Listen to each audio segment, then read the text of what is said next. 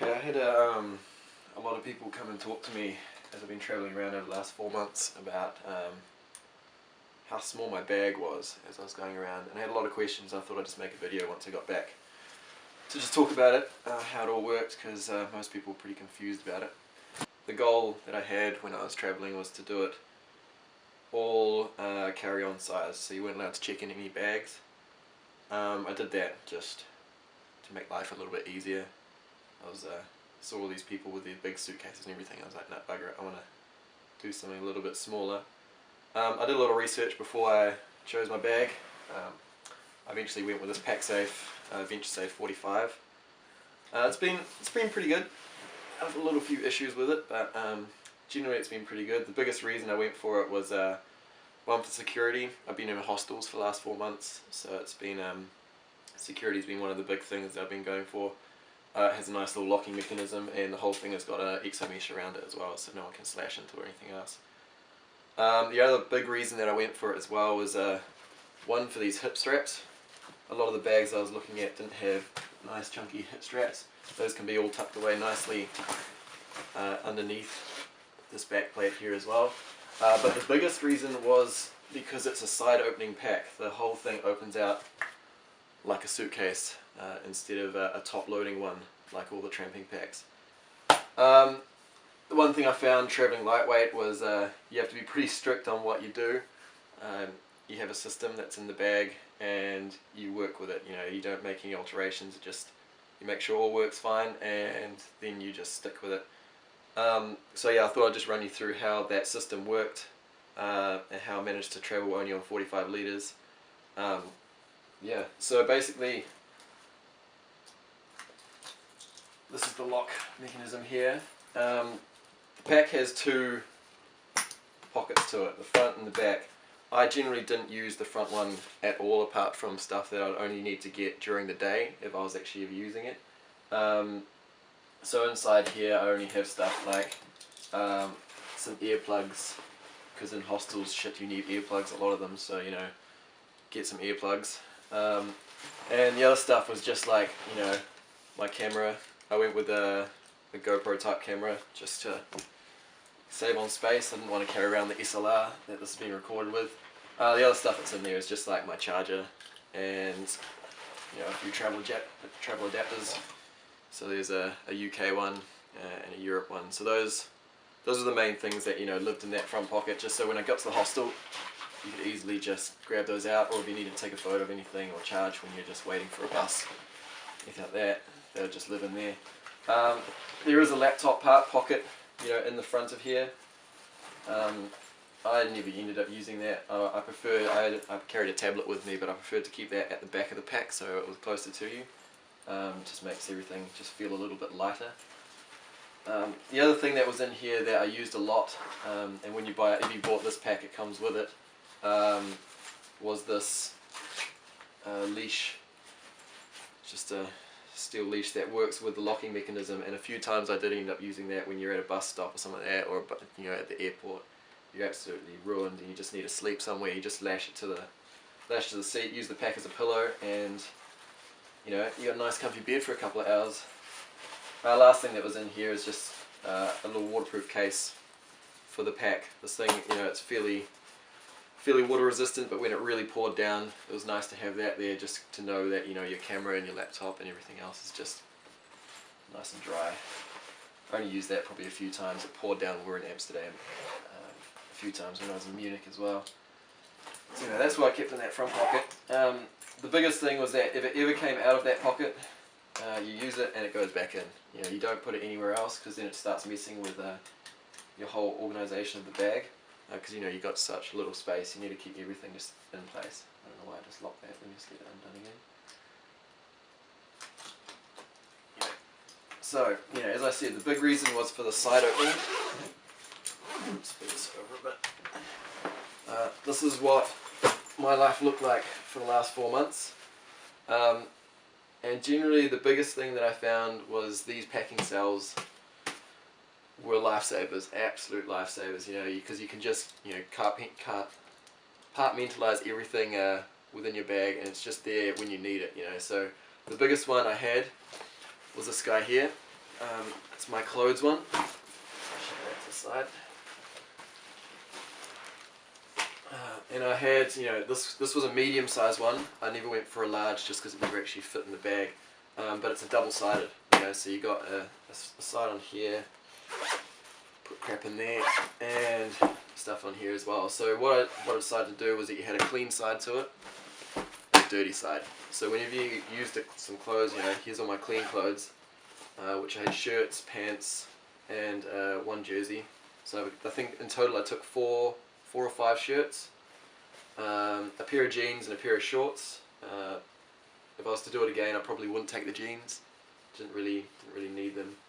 But these shorts here were awesome. I got these. These were some quick drying ones, and you'd use them quite often. And if you ever got them dirty or anything like that, you could easily just wash them quite quickly, and they'll be dry within an hour or so. I'll be away laughing.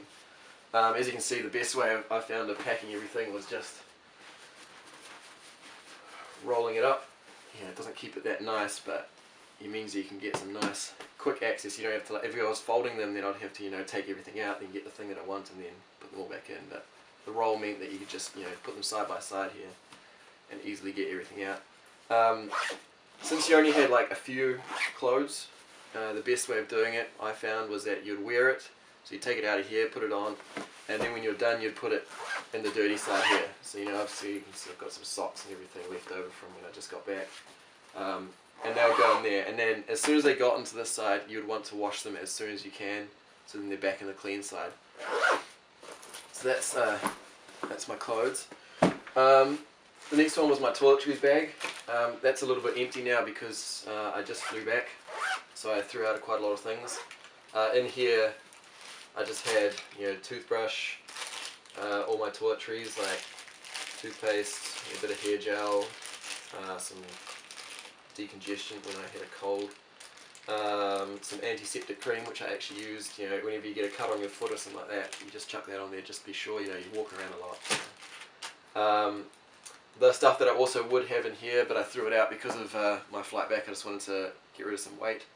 Was my shower gel and some stuff to wash your clothes with as well. So what I'd generally do if I had dirty clothes was just we'd be moving to a hostel or something like that, you would actually just get the shower gel, your clothes gel, and you just wash it in the sink or even in the shower just after you've used it, because then you just have it ready to go the next day. The other thing I got, since I'm a guy, a little electric razor.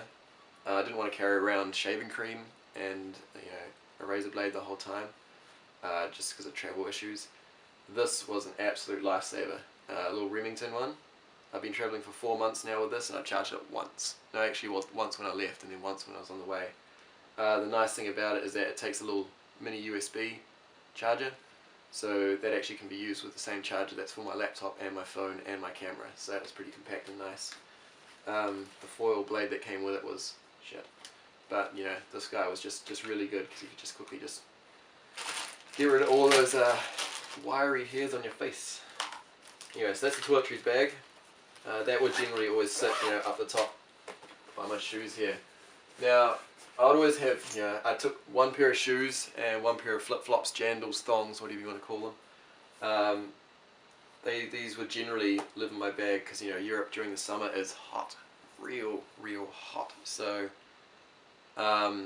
yeah, these would just normally live in my bag, to be honest. Generally when it got to like the later months, especially in the UK, I started using those a lot more. And especially if you're going on bigger walks, it's nice to have a pair of shoes as well. But I'd just swap, if I was wearing my jandals, they would go up the top and then the shoes would come out, or they'd swap. So generally if I was wearing the shoes, the bag would be a lot lighter that day. The other things that I had in here, this is my undies and sock compartment. If I was going to be travelling again, I would get some quick drying ones of these. You'll be washing these a lot. So yeah, get some quick drying ones. I found that the cotton was kind of annoying after a while, because you'd just be, especially since they're black, they would take a while to dry. And it's the same with some socks. Cotton socks like these ones were a bit annoying to be travelling with, to be honest. Sweet, so that's undies and socks. My jacket, I bought a jacket basically out of fear that it was going to be cold and wet like it is here in New Zealand. It wasn't too bad. I think I used this a couple of times. It was a nice one. I spent a bit of money on this because it's nice to have a proper jacket. But it was pretty good. It's a nice lightweight one. I'm not too sure of the waterproof rating. It's from Kathmandu. It was pretty good to have, especially on some of the hikes that we did. You know, especially when the wind got up, you could easily shove it down with that thing. But yeah, nice lightweight thing. I think the total of the jacket, I bought this one because it came to 400 grams for the total weight. Now, one of the pieces of advice that I got before I left is that if you're buying a jacket, don't get one with a fleece liner. Generally what you do is you just buy a shell like this, and then what you do is you double that up with one of your jerseys that you got as well. So what I generally do if it got really cold, get your jacket out, put that on. Well, first of all, get the jersey, which is this one. My jersey was this merino wool top. It's inside out at the moment, but this was absolutely stunning to work with. Merino's a really nice fabric. So you would normally put that on, then put this over the top, and you were toasty. You know, nothing was going to get through to you then. And I used that all the way through Wales and further up north in the UK as well. That being said, it was still, you know, just coming on autumn, but still, that was good. The rest of the stuff, a few of the hostels you get to are pretty stingy when it comes to linen. Sometimes you have to pay for it. I, didn't want to end up paying for that. I looked up a lot on whether or not you need a sleeping bag when you're in Europe, and if you guys are thinking the same, don't take a sleeping bag. It's a waste of time. One, it's hot. It depends on what time of year, but I was there between June and until the end of October. You never would have needed a sleeping bag. At most, you'd have a thin duvet over the top of you. I took this sleeping bag liner, which is just a thin silk, almost like a sleeping bag, but it's just just really thin. And that was good. If the linen was particularly bad at the hostel, or you had to pay for it or anything like that, you could just whip this guy out instead and just use that. Because some of the beds that especially like in places in Prague, I slept at a terrible hostel. There's been a few ones actually where I'd rather just use my own linen, not worry about the crap that they give you. So that was generally pretty useful. I was going to get a thermal one before I left, but generally just because of the temperatures that you're there, a silk cotton one was pretty good. Now this wasn't my always pack. My day pack was actually this guy here, and it doesn't really look like a pack, but this thing was awesome. I pretty much lived out of this thing on the days when I just locked this up at the hostel. So this was my day pack, and it was perfect. It just comes down to that little rectangular size, pops out, and all of a sudden you've got a little day pack that you can chuck your camera, some shoes, a jersey or jacket in case it's think it's going to rain, and anything that you pick up along the way. So this was probably the most used item out of everything. It was always with me. And whenever I got to the airport or anything like that, all I'd do is just pack it down like this, and then it would just go back straight into my bag. And then you're down to your one bag minimum, or one bag maximum carry-on. Not last, but yeah, here's my my most hated item out of my bag, or love-hate relationship really. It's my towel. I use this thing a lot. It's just one of those microfiber quick drying towels. You can at most hostels rent a towel if you feel like you particularly want to spoil yourself and get a nice fluffy one. Go ahead and do that. Normally it will cost between €2 and €5 plus a deposit to get a towel. But I use this one a lot because just save a bit of money, and also I spoiled myself when I got back and had a nice shower with a proper towel, but that was used a lot. You can see that I've got my tablet, or this bag here, at the back. It was sitting underneath my clothes here. This was probably the most heaviest item in my bag. It was my tablet. I got this guy, it was just a little HP one. It was pretty good, you know, if you ever need to actually book hostels, you know, using your phone got a bit annoying every now and then, or just, you know, getting in touch with people, it's good because, you know, it's a tablet and it runs full Windows as well, which is pretty sweet. Yeah, so I did that, got this nice little bag for it. Bag's, again, pretty heavy, which I probably regret now that I've done the trip.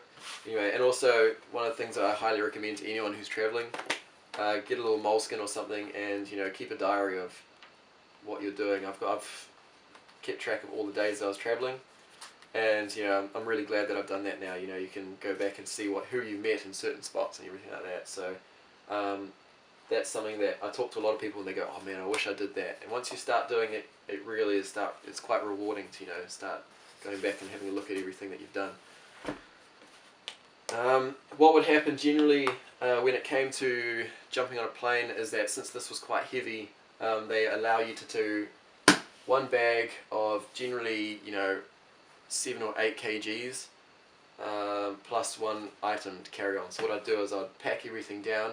I'd take all the heavy items, which is generally was like my jersey, my jeans and my shoes. I'd put them on for the plane, and then I'll carry this, and then I've got a photo of it somewhere, of, you know, the total weight of my bag, and I got it down to, for one of the flights, down to 6.8 kgs or 6.2. I'll put the photo up, you can have a look there. But yeah, it was generally, you'd be able to do everything in one bag, but I'd like to carry this on the plane so that I could write in my diary or check stuff or listen to music on it or anything like that. In this pocket here, I carried these with me. 2 folders, pretty generic. One of which was, you know, all my travel documents, dates of flights and everything like that. Lesson learnt: don't miss your flight. It gets pretty awkward, especially when you're in China. And so that was pretty good, you know, just having those available. Just somewhere where you can keep, you know, your files and everything. It's pretty good just to keep in here. The last thing that I have with me was this guy, and I know a lot of people hate them. I loved it. It was pretty uncomfortable to wear, but it's one of those hip belts that keeps your passport in there. And when I was traveling, you know, I'd put my passport and my boarding pass and everything in there, and it was good to have because you knew exactly where your passport was, and it was so damn uncomfortable that you knew that it was always there. So that was a bit of a plus. Yeah, but generally my passport always lived in there, and if it wasn't around me, what it would be locked up in the bag, in that pocket there, and then put away. So you know always where your passport was, which is pretty good. So pretty much how my bag worked. I really enjoyed it. Just put everything back to show you how it all was. So the main tablet, clothes there, all the small stuff, my sleeping bag liner, my day pack, towel, kind of live there, jacket, toiletries, so that was my underwear and socks, and toiletries sat up the top there. So you can see it was pretty quick to pack down. The last thing I wanted to talk about was my wallet. I got another Pacsafe one because I'm a bit of a fanboy after seeing their bag. Just generally a nice little pack, and it was all RFIDsafe as well. The biggest thing you're going to need with a wallet, if you're ever going to get one, is get one with a damn coin purse. You will end up with so many coins, and you just won't. If you don't have a coin pocket, they're going to be littered through your normal like pants pockets and everything, and it's going to be a nightmare. So get one. That's the biggest thing. Coin pocket. You need one of those. Yeah, so that's my bag. I'd highly recommend getting one of these guys. They're pretty good. The one thing that I'd really like to see if they're Pacsafe, well, I might send me an email and just talk to them about it. But you know, the one thing that it really needed was a little bit more ventilation in the back. When going through Italy and stuff and wearing it, you know, you get pretty hot. And a little bit of lumbar support because you know you're normally running these hip straps, but it generally will slide down just a little bit. When I first got it, I had a look at these straps, and you know they look pretty flimsy, but you know they've been used every day for the last 4 months, and the only sign of wear is just this little bit of thread fray there. So it's been bloody good, really nice little pack, and yeah, really enjoyed it. So yeah, that's how I packed my way through Europe. Hope that's useful to someone. I'm gonna go and empty that out now and do all my laundry and get over this jet lag. Cheers for that, guys.